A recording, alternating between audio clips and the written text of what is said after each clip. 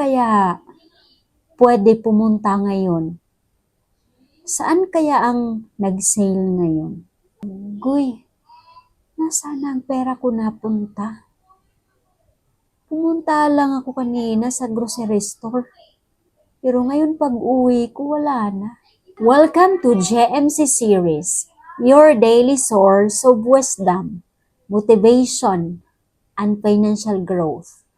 Here, we believe that success starts with the right mindset and wealth begins with the right knowledge.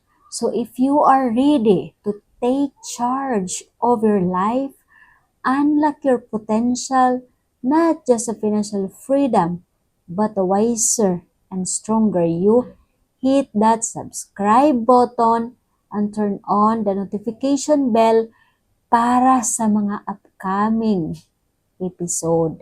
And of course, join our growing community of dreamers and doers. So we are not just a dreamer, we are doer.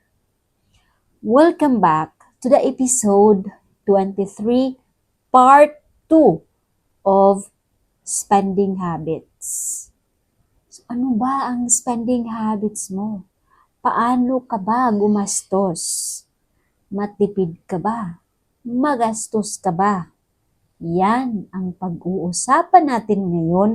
Before we talk about income, investment, business, we need to talk about financial habits or spending habits. Because your financial future is not determined how much you earn. It's determined how you manage what you already have.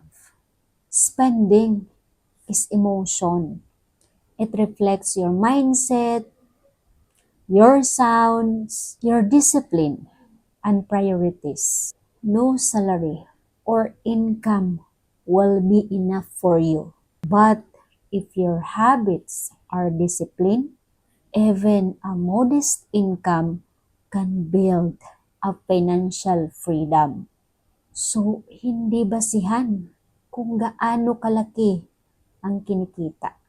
Ang usapan dito ay gaano kalaki ang iniipon mo, ang sinisave mo, ang ini-invest mo.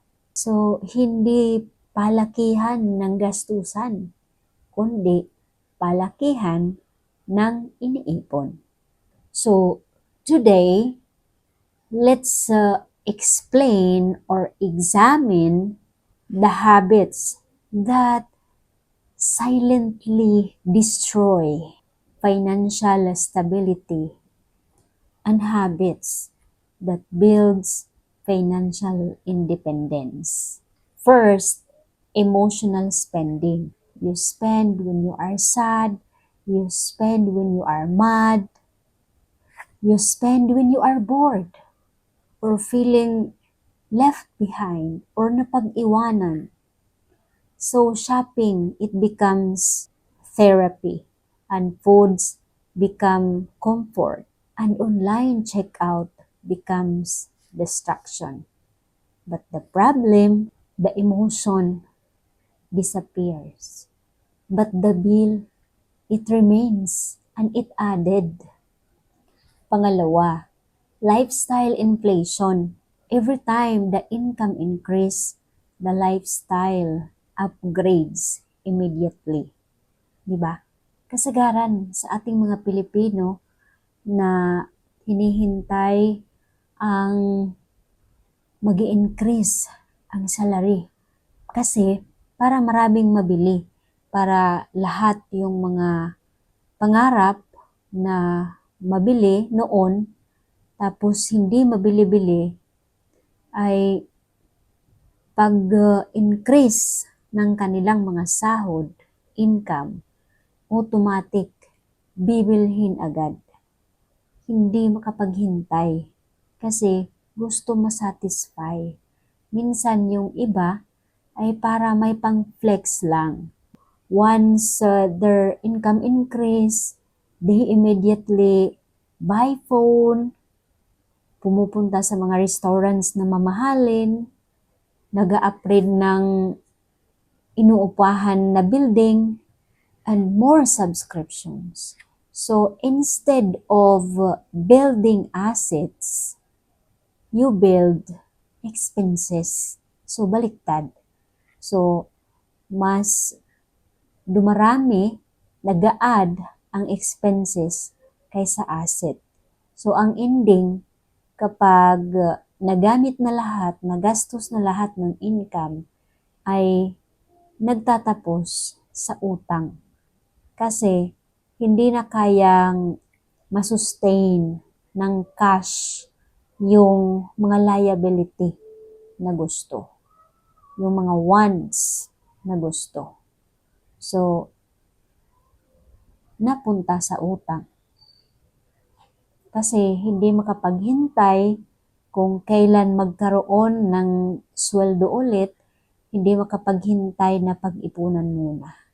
Dahil super high yung feeling, yung emotion na gusto, hawakan na niya agad, makuha na niya agad, kaya hindi siya makapaghintay. So, ganun nangyayari. Kadalasan, hindi napapansin na growth in income without discipline, it creates financial stagnation. Nadidelay ang growth, nadidelay ang mga investment, nadidelay ang pag-iipon kasi mas malaki yung gastos kaysa ipon o paghahanda para sa investment. Kaya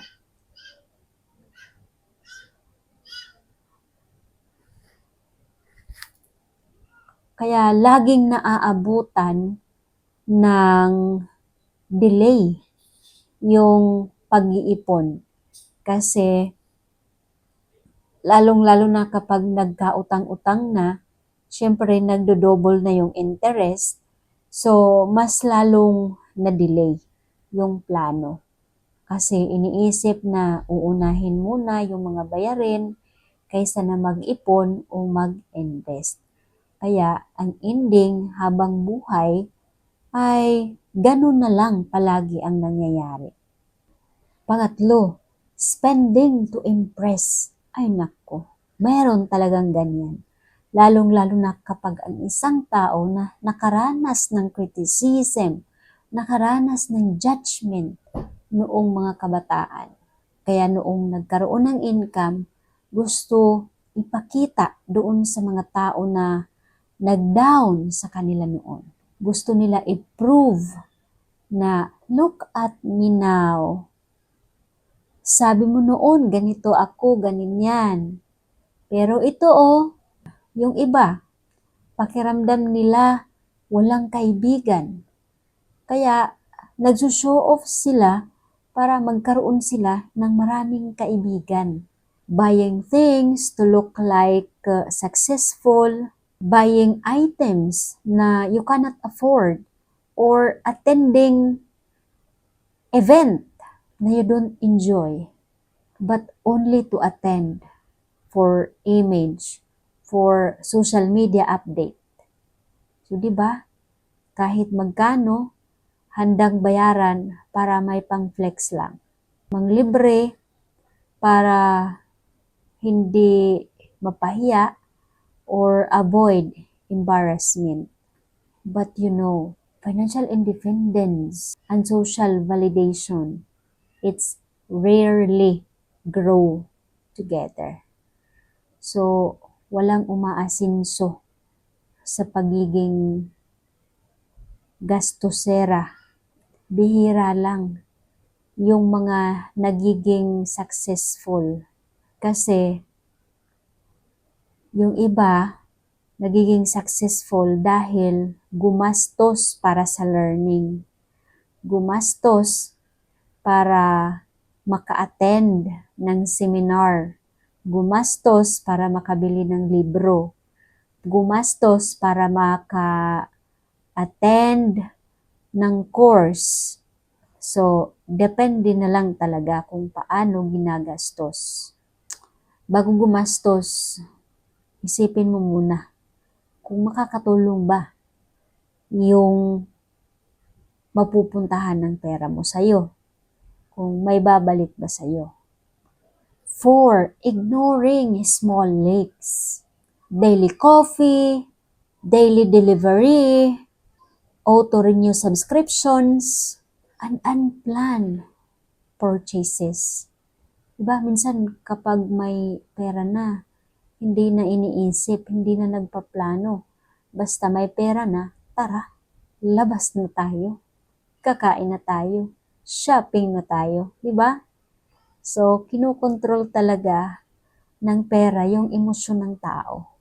But you know, small spending, it can lead to high risk and damage. Kasi iniisip mo na, ay, ngayon lang to. Ay, receive ko to. Sige na, ngayon lang naman to.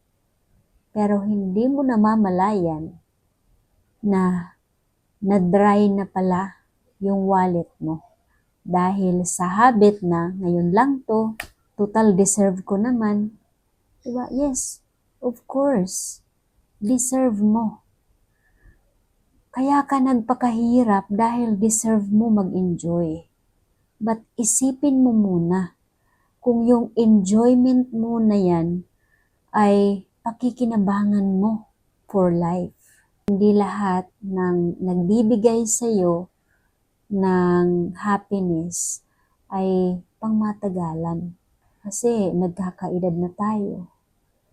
Ang katawan ng tao, hindi natin alam kung kailan hihina. Wala tayong alam dyan. Kaya mas mabuti pa na mag-prepare.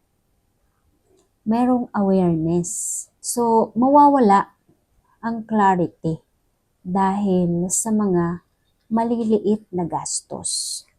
Kinabukasan, susunod na buwan, parang matutulala ka na lang. Iniisip mo kung saan napunta yung pera mo. Tapos, hindi ka aware na dahil sa mga maliliit na gastos, ay naubos yung pera mo. Kaya, dapat magkaroon talaga ng awareness pagdating sa personal finances para hindi ka ma-stress sa kakaisip kung saan napunta, baka may kumuha, kung ano-ano na lang ang iniisip na hindi mo na alam na nagastos mo na. 5. No spending plan. Spending randomly na walang category limits. At no awareness of monthly expenses. Money without direction ay mawawala talaga. And if you don't tell your money where to go, your money, it will decide for you. Ang pera mo ay parang anak mo lang yan. Na dapat ikaw mismo yung nakakaalam kung anong makakabuti sa kanya. Alam mo kung saan pupunta ang 500, alam mo kung saan mapupunta ang 1,000, alam mo kung saan mo ilalagay ang 100, mag-decide ka talaga. Kasi kung wala kang purpose, kung bakit kailangan mo yun gawin, ay hindi ka talaga makakapag-decide. Now, we have solution for that, how to shift your spending habits. So again, here are the 5 spending discipline for healthy financial independence. So first, intentional spending. Before buying, ask yourself, is this aligned with my goals? Is this a need? Is this a comfort or an ego decision? Kapag gumastos ka, dapat klaro kung saan mapupunta para hindi ka mapagastos. Intentional spending doesn't remove joy. It removes the regrets. Hindi yung pinaparusahan mo yung sarili mo na mag-enjoy. Pinoprotektahan mo lang na para hindi ka ma-stress, para hindi ka ma-worry, para ma-maintain yung financial freedom mo, whatever happen in the future. So, spend intentional. Second, pay yourself first. So, before buying your wants, before going to shopping, paying bills, think about saving first. Save first. So, you have to allocate for savings, for investment, for the emergency fund. Tapos, yung matetira, doon mo na ipangbayad sa mga bills, ipangbili ng mga needs mo. So, kailangan mong i-priority yung future muna habang ini-enjoy mo yung current situation. So, the more na pinaghahandaan mo yung future na alam mo kung saan mapupunta yung pera mo, so balance yung enjoyment mo. Balance. Na hindi mo kailangan pahirapan yung sarili mo ngayon para lang makapag-save ka. Para lang ma-enjoy mo yung future. Of course, hindi. Kaya nga, nagtrabaho ka para ma-happy ka, para wala kang stress. Ang kailangan mo lang, i-balance. So, hatiin mo yung pera mo para sa ngayon at bukas at susunod na araw. Hindi pwede yung ngayon lang ang iisipin mo. Dapat isipin mo rin yung kinabukasan mo kasi hindi habang buhay na bata tayo, healthy tayo, hindi habang buhay na magtatrabaho tayo, di ba? Hindi natin alam yung magiging future natin. Kaya mas mainam na paghandaan. Build the habit of protecting your future before entertaining your present. Because discipline, it creates long-term freedom. Kailangan mong mag-aim for long-term happiness, long-term freedom, practical. Third, set spending boundaries. Kung sa relasyon, may boundaries sa mga tao, so dapat sa pera mo, you should have boundaries also. So, boundaries, it creates limit for dining out, shopping, entertainment, and gifts. So, boundaries are not restrictions or punishment sa sarili. They are protection. Fourth, practice 24-hour rule.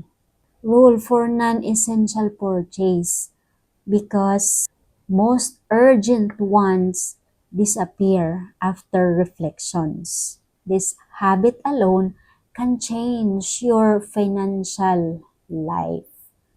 So, hindi yung nag-iisip ka na bibilhin mo ang isang bagay ay susundin mo na agad.